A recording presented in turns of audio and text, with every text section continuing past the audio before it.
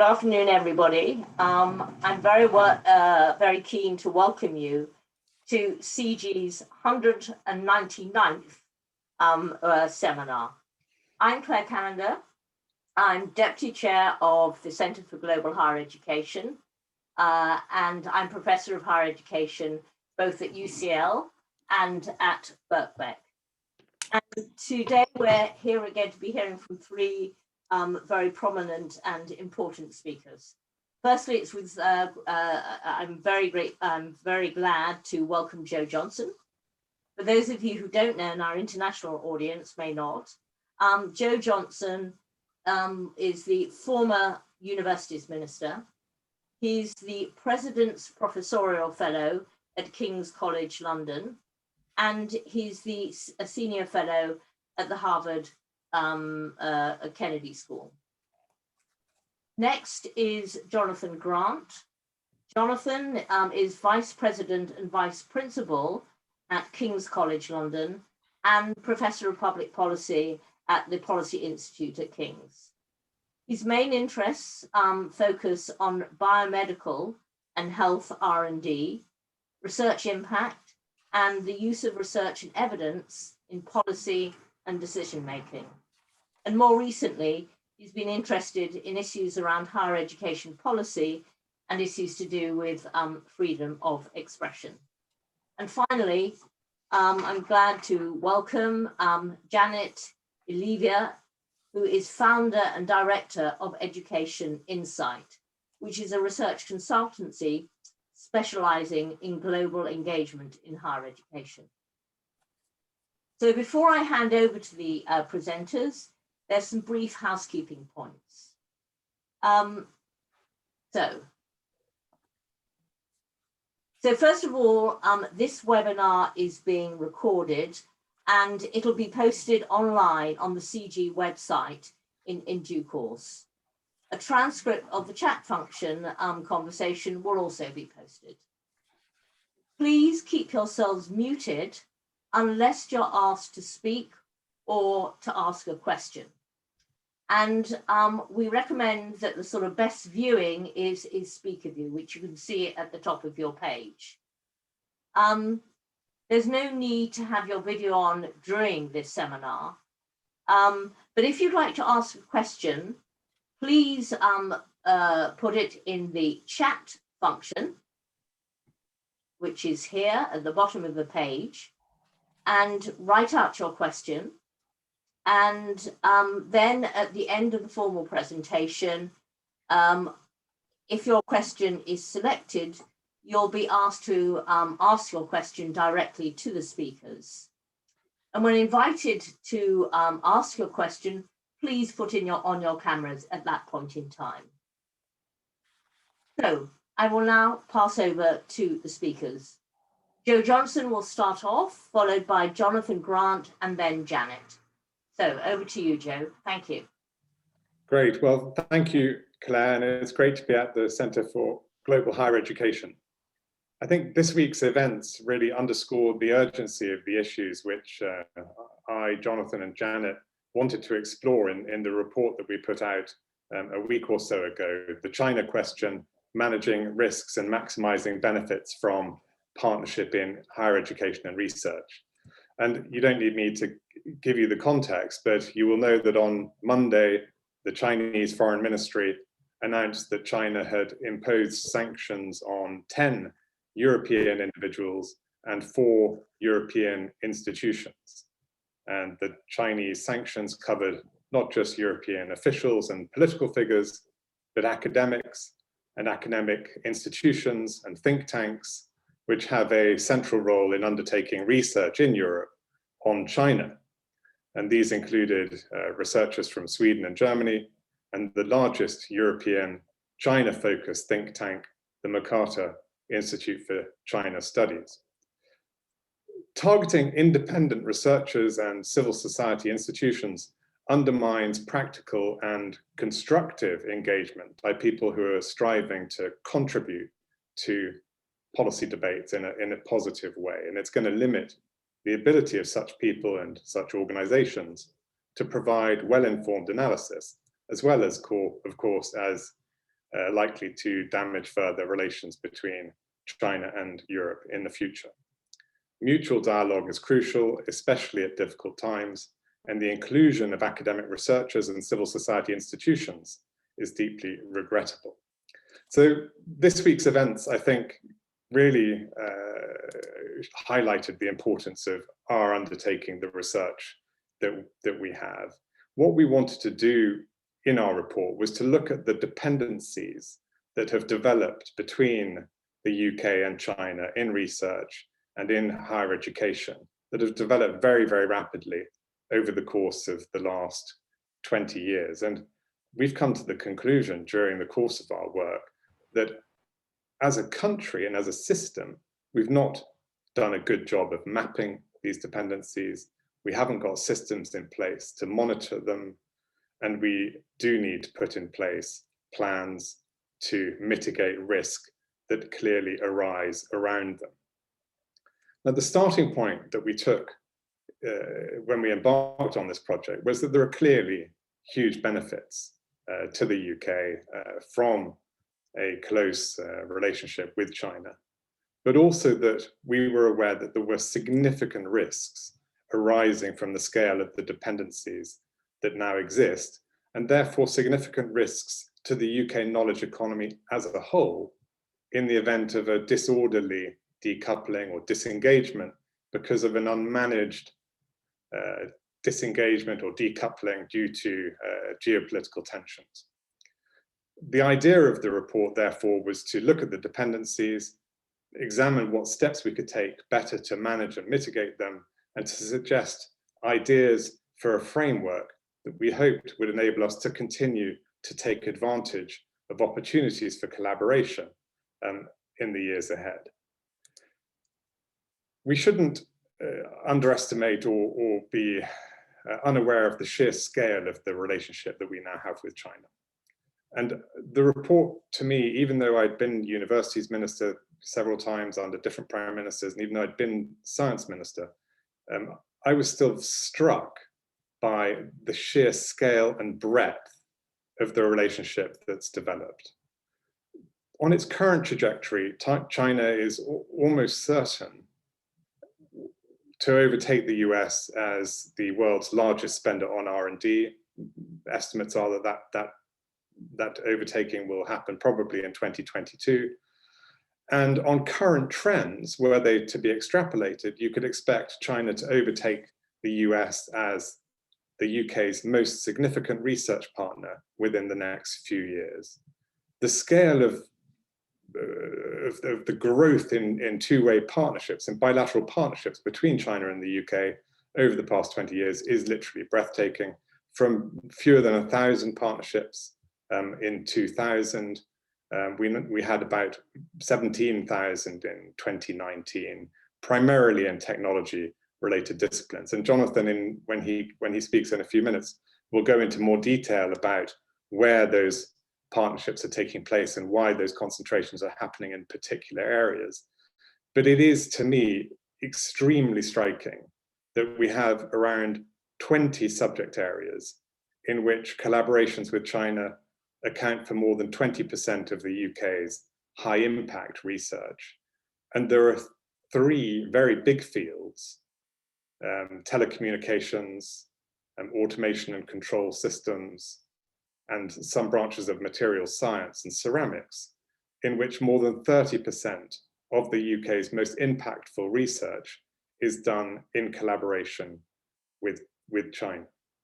So this raises very, very important questions about the sustainability of our research endeavour in the UK. We need to ask ourselves, what would the UK's research base look like in a worst case scenario? Of course, no one wants that worst case scenario to materialise, but we do need to think about what would our research capabilities in these big fields be like in the event that there is an increase in geopolitical tensions with China in the years ahead. And it really underlines the need, which we highlight throughout this report, for us to put in place a much clearer framework for how universities are going to manage this key relationship in the years ahead. So that was the overall point of the report. And I'm going to turn now to Jonathan, who's going to discuss the research findings in more detail, and he'll be followed by Janet, who will talk about the student and the HE side. Thank you, Joe. I'm just going to share some slides. So hopefully you can see those. My name is Jonathan Grant. I'm actually no longer Vice President at King's. I stepped down last summer. And so just a bog standard academic and very much enjoying myself in that role at the present time. When we first came up with this idea of this project, I was talking to Joe about it and suggested that we may want to partner up with Jonathan Adams, who a number of you may know. He's a sort of expert, world expert in bibliometric analysis, and has been working for a number of organizations. Sorry. Is everything okay? I'm looking at you, Claire. I think so. I heard some interference, but I'll carry on. Teamed up with Jonathan Adams, who's currently at Clarivate and therefore has access to the Web of Science. So I'm going to share with you 4 slides which summarize.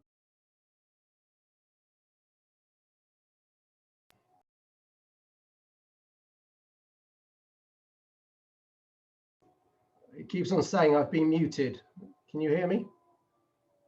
You can hear me. Okay, so something's going on with the system, but I shall continue.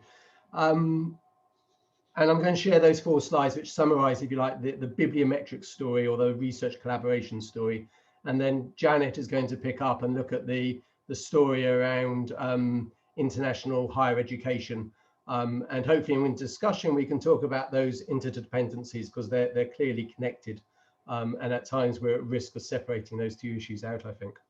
But as you can see very clearly from this slide, the headline story is that Chinese research output as indexed on the Web of Science has increased exponentially since 1981, when data was first captured on the Web of Science. And some of these numbers are absolutely astounding when you look at them. So we've seen an increase from sort of nearly 0 down here up to sort of 500,000 publications by 2019, whilst the UK is running at roughly 150,000 publications. But the key point to note here is that the growth in the UK is largely driven by international collaboration. We've seen a decline in domestic output, whilst the growth in China is driven by both domestic and international output, i.e. this line here is roughly static over the period. And the thing we were particularly interested in was the overlap between the UK and China. That is when on a research publication, we had an address from China and an address from UK. So we could say that was a collaborative research paper. And if you look at those collaborative research papers, as Joe's already alluded to, pre-1990, there were less than 100 per year. So really small numbers. Up to the sort of first decade of this century, it was around 750 a year. And then in 2019, it increased up to 16,000 publications a year. To put that in context, 16,000 publications is roughly 11% of the UK's total output, and roughly 3% of China's total output.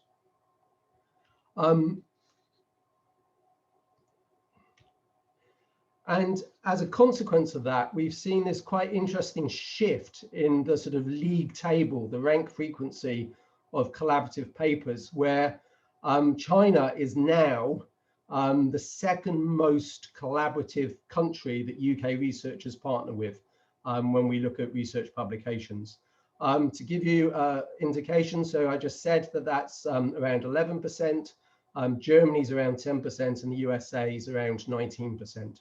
So we've seen this staggering growth, not only in Chinese research output, but also in the way that UK researchers have collaborated with Chinese researchers. And the other sort of interesting characteristic in this is that most collaborations, when you look at the bibliometrics, are multilateral, i.e. you will have, if it's an international paper, it will have more than one country on that paper. But the core characteristic of Chinese papers is that they are largely bilateral. So Chinese researchers, if they're going to collaborate internationally, tend to collaborate with researchers from one country, not from more than one country. And again, we can explore what that means. But if we then shift on to the citation impact of that, this is captured in this graph. Let me just explain this. So we have what bibliometricians call the normalized citation impact here. So you would expect papers to get 1, the world average, and anything above the world average, papers are outperforming their citation impact for their field, and anything below 1 is they are below world average. This orange line is China's citation impact. So back in the the first part of this time period, well below world average in terms of citation impact, but from 2015 onwards are now performing or outperforming the world average. The UK is the blue line, and that's sort of stayed static with a gentle increase over time. But critically, I think, it is the purple line, which is those collaborative papers, those papers which are now being put out at roughly 16,000 per year. And these collaborative papers both outperform the Chinese output and outperform the UK output.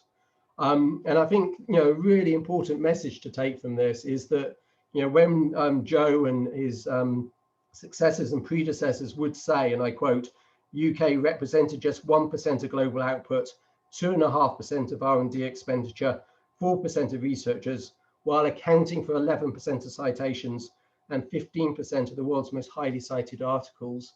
We need to acknowledge that line, which is well repeated, we need to acknowledge that success is built on these types of international collaborations. And if you took that counterfactual and you took those out, UK performance as measured by citations may not be as strong. And then the final bit of data I wanted to share with you was again the points that Joe mentioned just now, and that is when we break it down by fields, by research fields, using the Web of Science journal subject classifications. There are disciplines where over a third of papers, UK papers, are now have a Chinese address on them. So in telecommunications, the UK is publishing around 7,500 papers a year, and 2,500 of those papers are in collaboration with Chinese researchers. The same down here with automation, over a third, and then, as Joe mentioned, other sort of technological disciplines. Now, as we make clear in the report, there are great benefits from those collaborations, and we should not lose sight of those benefits, but there are also potential risks, and we need to be thinking about how we manage those risks. So that's the sort of research bit as captured, if you like, through bibliometric analysis and looking at publication patterns, which is not perfect, but gives us data that allows us to at least get a lens on how those relationships, those research relationships with China have evolved over time. But on that note, I will stop, and I think I hand over to Janet. Is that right, Joe? Yeah, thank you. Janet, yeah. Thank you. It's a great pleasure to join today's discussion about UK's engagement with China, and I will focus on the student side of this engagement. I hope you can see my screen now. And the report highlights the importance of strong people-to-people links with China, and I will focus on this flow, on this relationship mainly manifested through international mobility flows. It seems that students are being caught up in geopolitical discussions, but yet there is a little understanding about the context surrounding students from China. What we can see on that chart is basically domestic growth in tertiary enrollments from China. They increased by an 8-fold from 6% in 20 years ago to 54% in 2018. Why this is important, it basically highlights the sheer size of the Chinese tertiary education system. It is the largest in the world. I looked up UNESCO data just before the webinar to check what the latest stats are, and there are 47 million learners engaged in tertiary education in China. What does that mean for international students? The international student flows have followed this pattern. And throughout the past decades, international students appear to have been roughly 2% of the domestic enrollments. So roughly 2% of the domestic enrollments choose to pursue their higher education overseas. And this domestic growth has, in this way, manifested itself in increased numbers of students choosing to study abroad for their higher education. So 20 years ago, international students from China accounted for about 7% of the overall internationally mobile flows of students. And in 2018, 18% of the international students are originating from China. What this is also telling us is about the focus of China's higher education policy. In early 2000 and following years, the focus has been very much on capacity building. And in the past years, the past 5 years onwards, is really the focus has shifted on improving the quality of education. And one can see that this is how China has changed its regulatory framework, for instance, in transnational education engagement, from very liberal framework 10 years ago, 20 years ago, to a much more controlled environment, but with a very clear focus on quality of education. Looking at where the students actually choose to go and study, almost 1 million of the international students are from China. Overall, UNESCO data shows that 5.6 million students decide to study abroad, and 18% of those are coming from China. The OECD average proportion is 23%. So across all OECD countries, 23% of the international students there are originating from China. In the UK, this proportion is at 24%. However, significantly higher proportions can be seen in Canada and Australia, 32%, and in the US, Chinese students account for 34% of the global students. It's also important to state that the majority of the students are actually self-funded. The HISA data shows that 86% of the students from China are funded by their families, with a further 10% of the students having institutional tuition fee waivers. However, if we zoom into where the overseas sources of funding are concentrated, they're mainly funding doctoral researchers. So 9% of the PhD students from China are funded by overseas sources, and further 28% have tuition fee waivers. It's also, I think, fair to draw on the distribution of Chinese students across the UK higher education system. Most of them are at the postgraduate level of study. Master's students, 28% of UK's overall master's students are coming from China, and 10% of the UK's full-time doctoral students, again, they originate from China. I think that looking at the proportions of UK's higher education system, it is quite obvious that at postgraduate top level and doctoral level, it's highly international. International PhD students account for almost half of the UK's doctoral researchers, and at the master's level, the proportions again are very high. 66% of the students are coming from overseas. So if we focus on the master students only, for instance, Chinese students tend to study subjects that are in much lower demand compared to their UK counterparts. Almost half of the master students from China study business-related courses. If we look at demand for business degrees at master's levels, 41% of the students are from China compared to 17% of UK students doing business-related courses.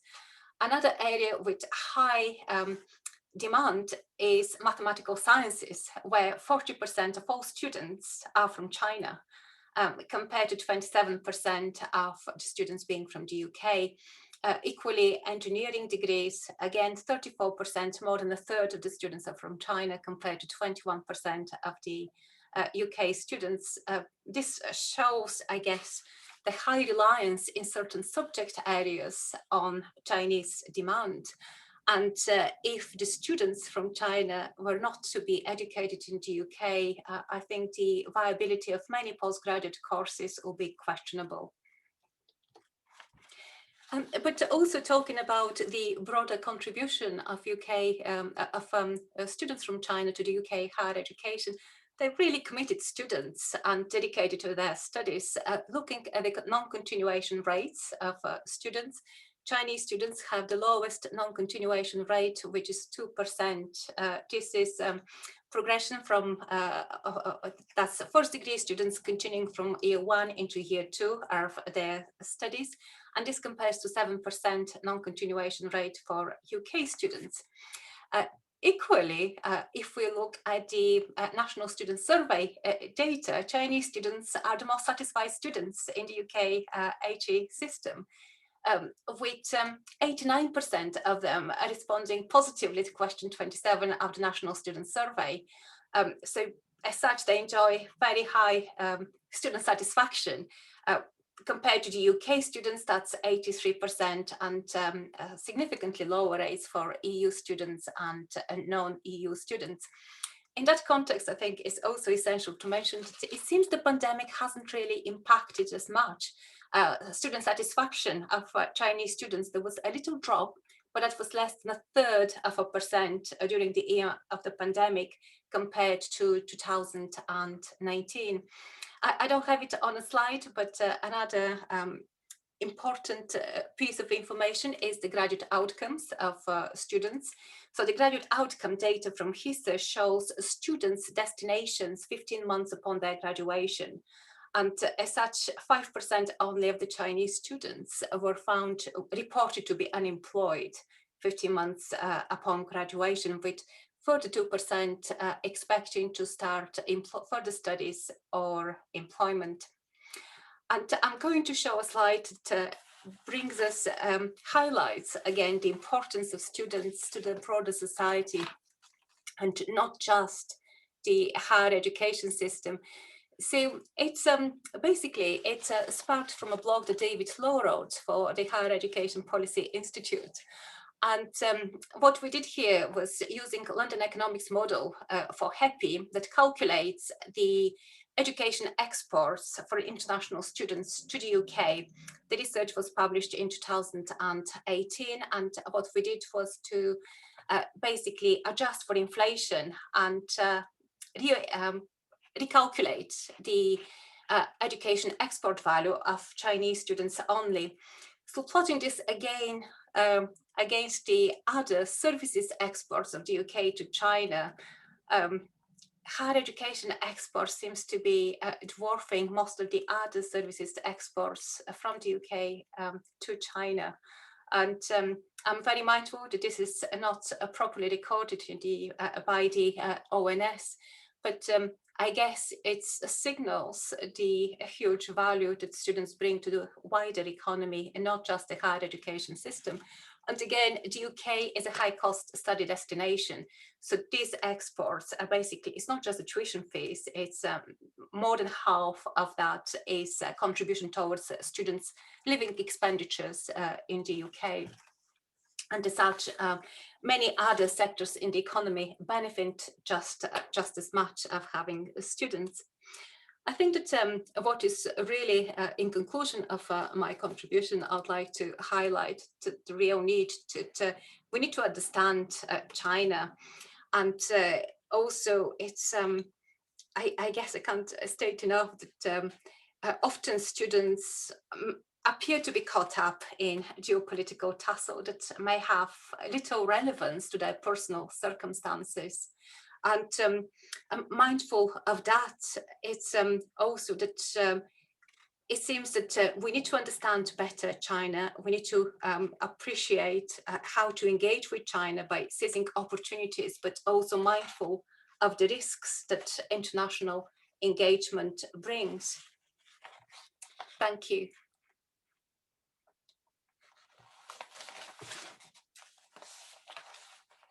Great. Well, thank you both very much. Okay, can I first of all ask, Miguel to ask his question, followed by Victoriata Triff. Thank you.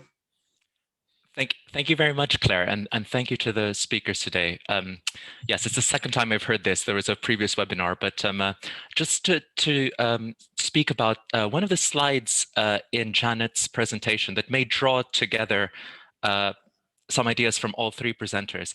And it's with regard to the proportion of Chinese PhD students in the UK. Janet's slide showed that this number is 10%.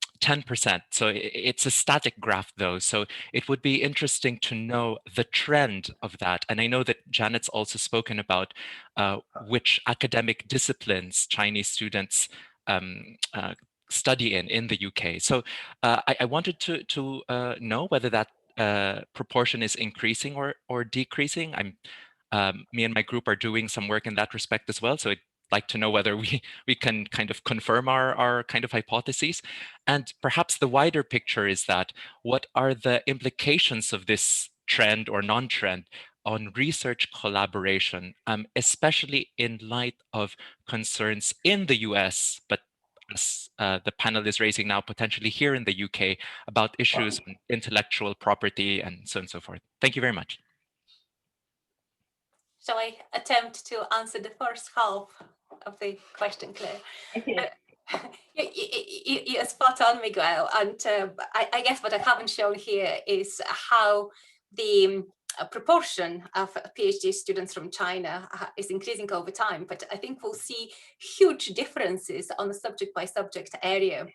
And looking at the subject level, I think areas such as electronic engineering, technology-related subjects, maths-related subjects, very much STEM subject areas have high proportion of students doing PhDs. But interestingly, I also looked up the HISA staff record to see whether the picture or the proportion of Chinese students we are seeing is mirrored in the staff record. And interestingly, the HISA staff record resembles that. So we'll see much higher proportion of academic staff in areas such as material sciences and electronic engineering and technology. But interestingly, these are also areas that in Jonathan's presentation came very strongly in terms of collaboration.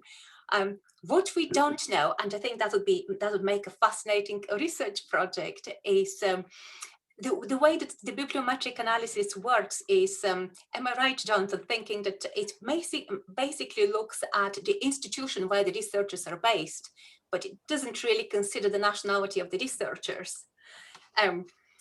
So I think what would be really interesting is to consider the contribution of PhD students to the UK research base, but also the spillover effect upon their graduation, because they go home, but they take with them all these relationships with them.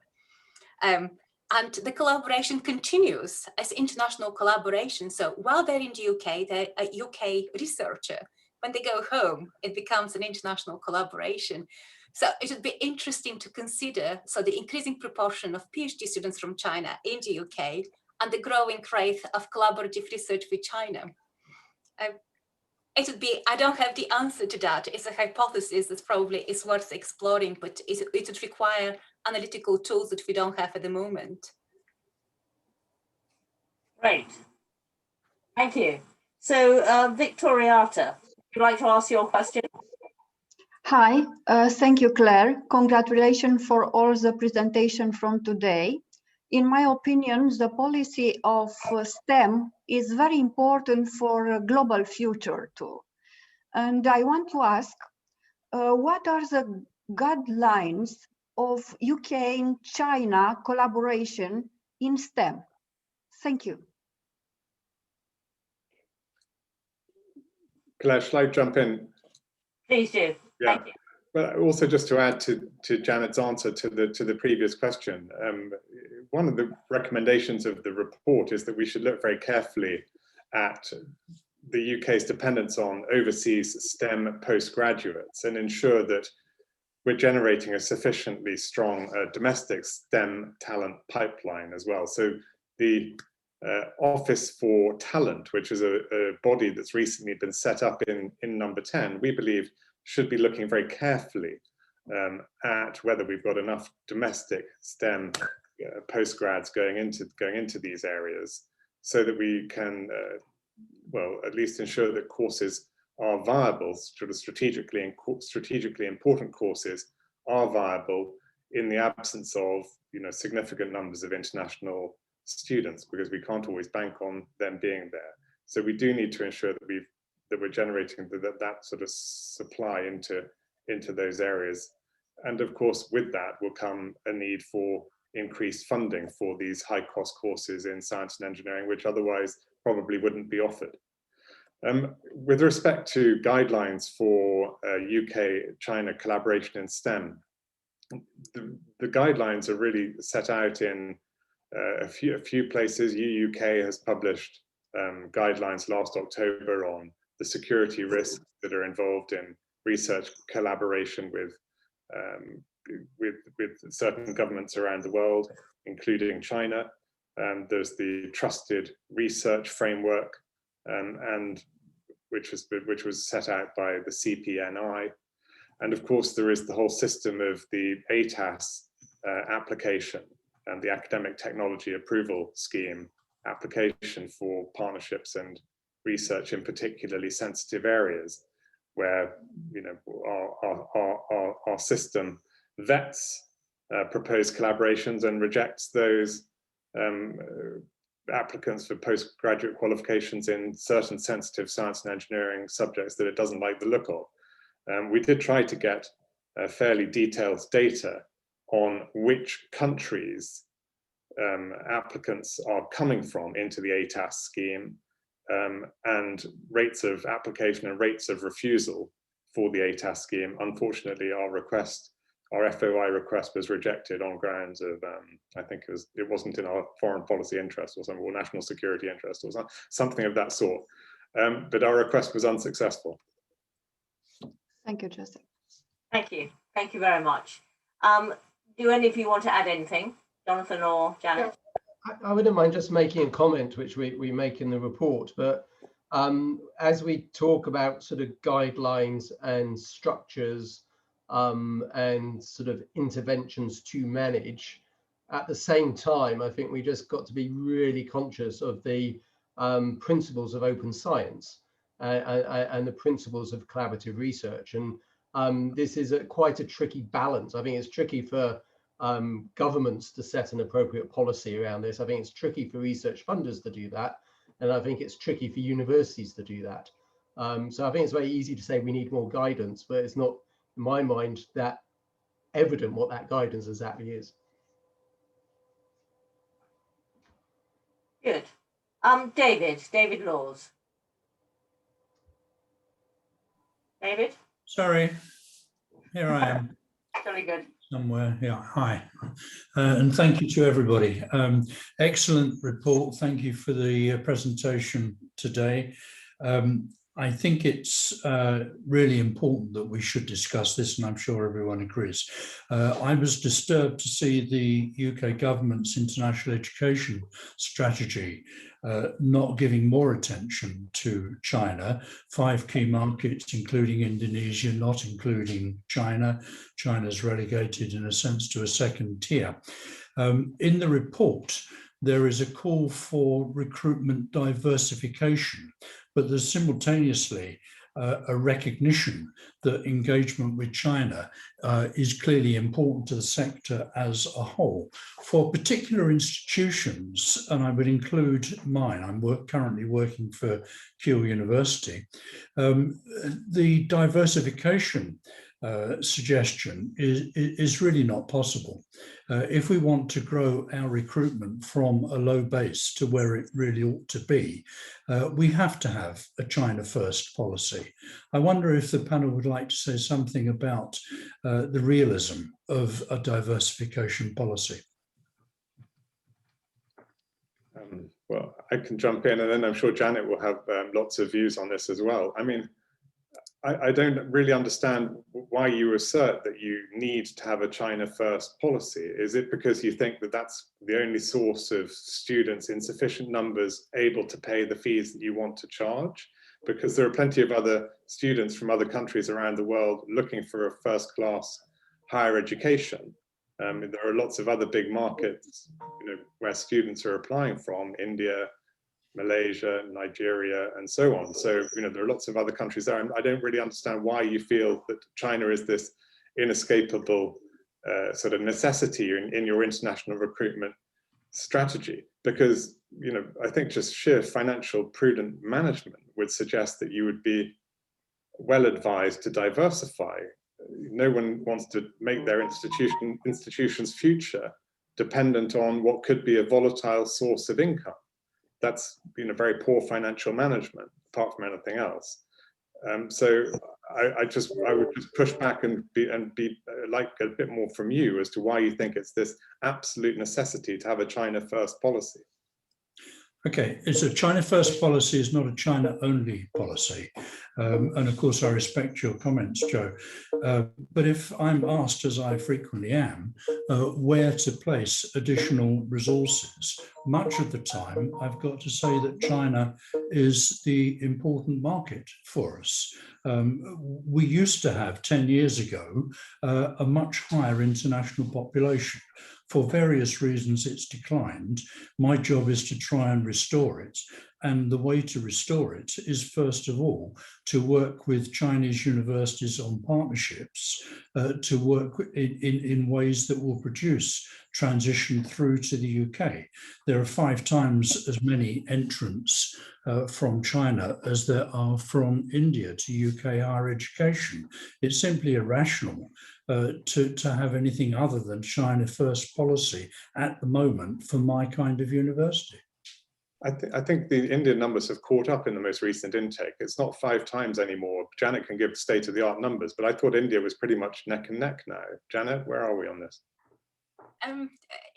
Yes, India has had a phenomenal growth, and I think India is recovering for a very low base compared to basically where we were in India 6-7 years ago. But India was one of the top recruitment markets like 10 years ago, and was the one that was most impacted by the post-study work rights limitation that was introduced in 2012. But I think it's fantastic to see that India is rebounding back.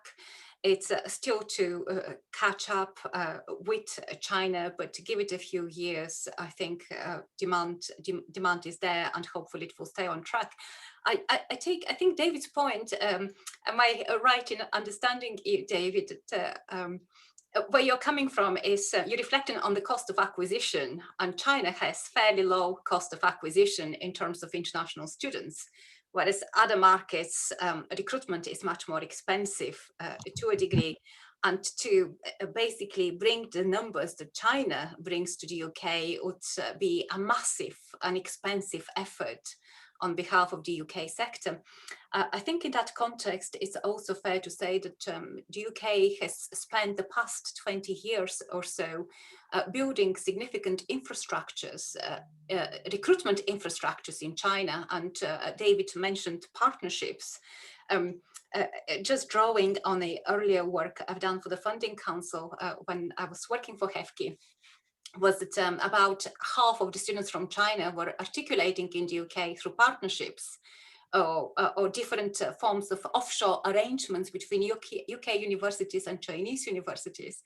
And what this has managed to actually achieve is widen the UK's market recruitment share to students that otherwise wouldn't have had the economic means to study in the UK. And this is a significant infrastructure the UK has built in China. And I can see it's basically making the most of that infrastructure to recruit students.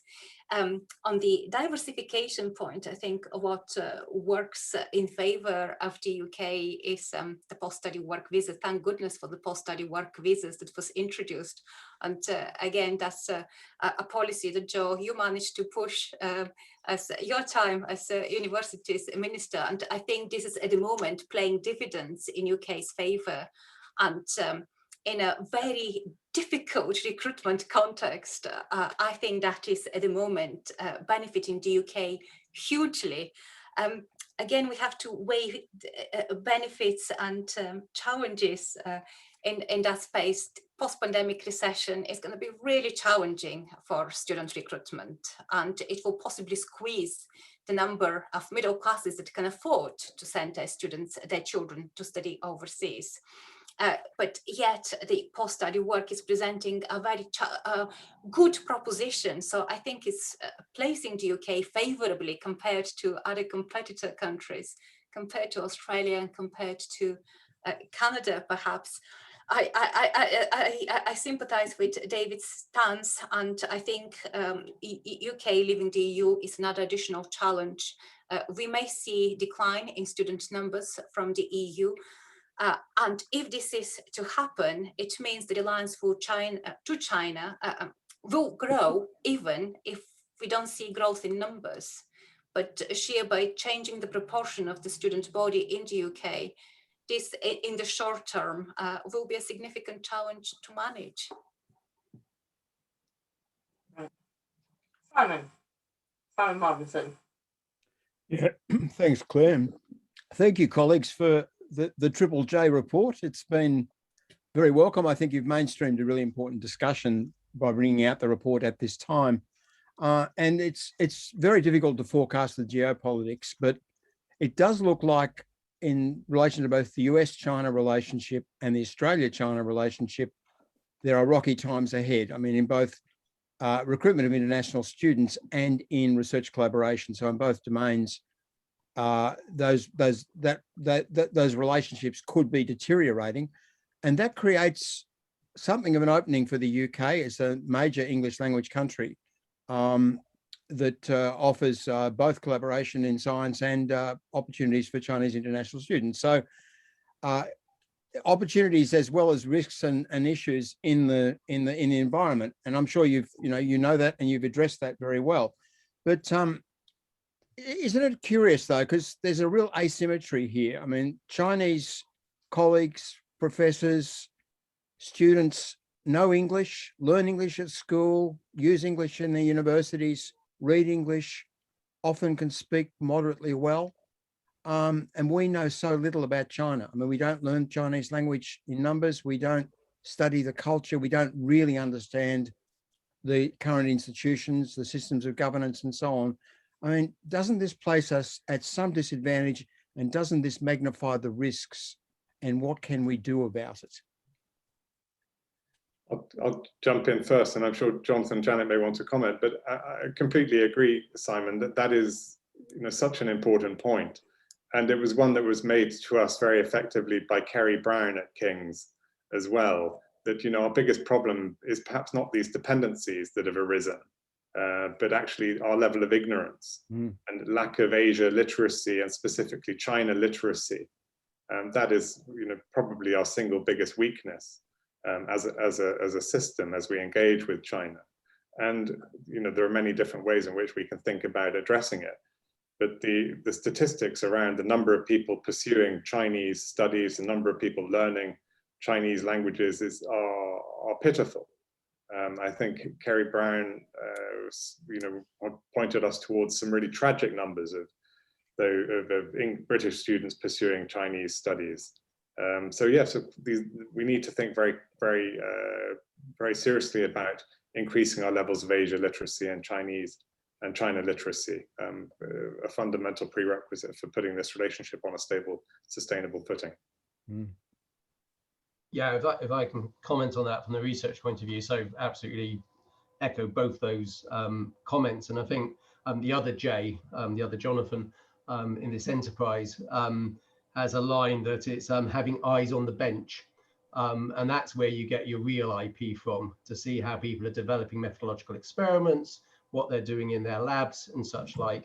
And you don't capture it, and Janet's absolutely right, you don't capture it in the bibliometrics, but the sense is that there's sort of asymmetry in the collaborations between UK researchers and Chinese researchers.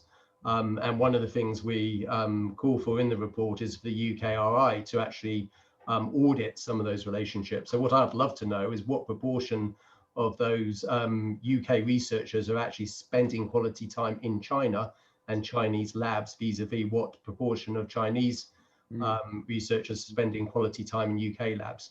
My suspicion is that that is asymmetric as well, and the way around this is through this cultural linguistic literacy, and to sort of really make an effort of leveling up, if you like, that relationship.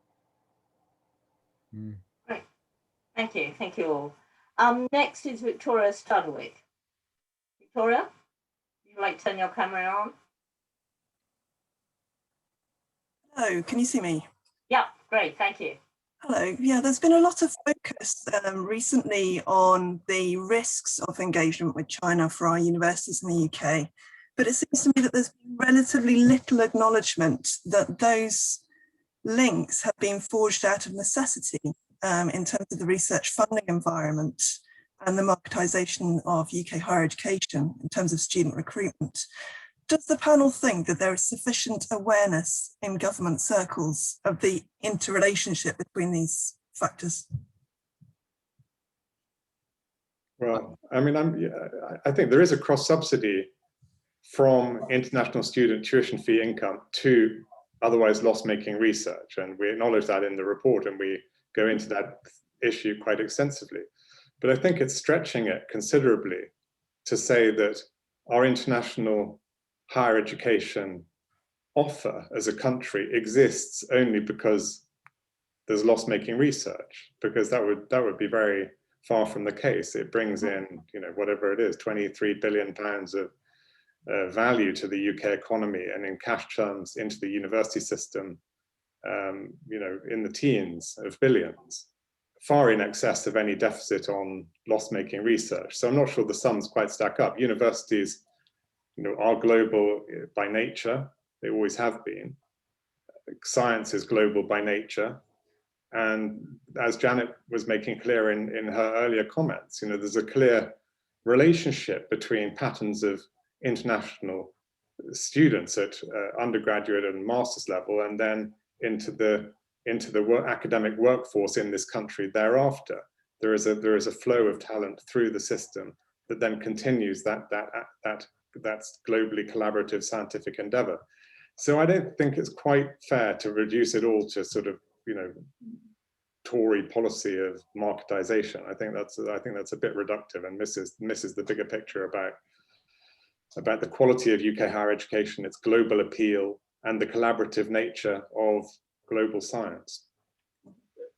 Can I comment on that? So I'd actually trace it back to 1997 and Blairite policy around the Joint Infrastructure Fund. So I'll let the Tories off on this. But to answer your question, Victoria, yes, there's a clear deficit in research funding, and universities are very keen to fill that deficit. And the way to do that is premium fees, whether that is international students or postgraduate master's degrees and what have you.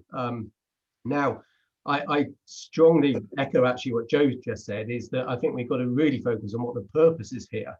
And the story we often tell ourselves, and as somebody just stepped down from a VP role, I saw this, is that we want these international students because of the money.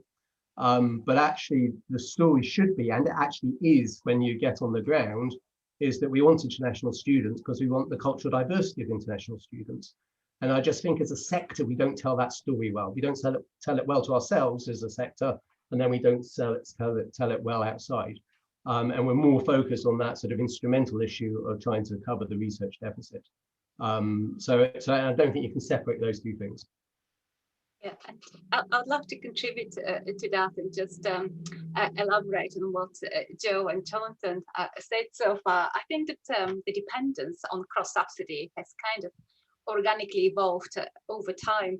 I mean, if we just go back 20, 30 years ago to the time of the student number controls when they were introduced, the only option for a university in the UK to grow, and that was similar in Australia, just drawing some parallels between the education systems, was to grow international students. So any university that had a growth agenda, they can only do that by recruiting international students. So over time, because the domestic students, universities are much more accountable how they spend the income from them, whereas international students opened up the opportunity for cross-subsidy, and as such, it became over time possible to subsidize areas that have had continuous defunding, such as research, for example. But there is much more to it. It has evolved over time, and one can put it down to policies, to government policies, to recruitment policies, and wider market opportunities. But I think over the past years, what I'm seeing increasingly more is the number of UK universities engaging in transnational education. And the reason why they do it is not so much the market value, but it's a global engagement, it's a global footprint, it's an opportunity to engage with audiences that would never have the opportunity to travel and study abroad. And I think it's this level of engagement that has opened up the scope to do much more. And it has also enabled universities to engage with the World Sustainable Development Agenda. So research is one avenue to do that, but also much broader global engagement through transnational education opportunities is a fantastic way to do it. And tyranny doesn't bring money, as those who do it know very well. There is much more to it than just market returns. I think, regrettably, we're going to make that our last question, because I know that one of you has got to run off to yet another webinar. But on behalf of CG, thank you for the most stimulating session. Absolutely fascinating. There were loads more questions in the chat function, and I've had to let down several people who I said I'd call upon, so my apologies to them. But we're very grateful. It's such a fascinating and very important topic that while I know Simon has been talking about this since the day he arrived, I think Simon's first seminar when he arrived in England from Australia was to tell us and to refocus us away from the US and Europe and to look east. And you know, that first seminar, I think one of his first seminars, has been with me ever since. And in that sense, this is a fascinating development on the themes that I know Simon was talking about so many years ago. I'm delighted to say that our next seminar will be our 200th. And so we're going to look at issues to do with how the media treats higher education, and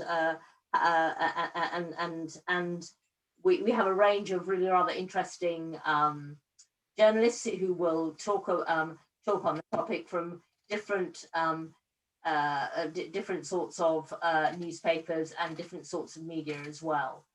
So the only other thing to do is also to say that our annual conference, which is going to take place in May. The registration is now open, and we've got a really quite an exciting program around remaking higher education for a more equal world. And a very exciting program of speakers and lineup of speakers. We hope we can, I just want to thank you, the speakers, once again. We hope with the audience you've enjoyed it, and that you'll join us again next week for the next webinar. So thank you once again. Thank you. Thank you.